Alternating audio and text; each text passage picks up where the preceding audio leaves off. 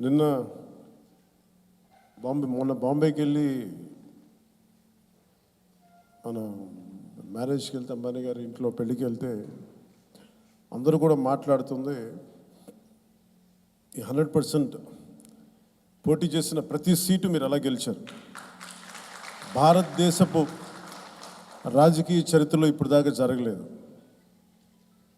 ఇది ఒక case study అయిపోయింది చాలామందికి.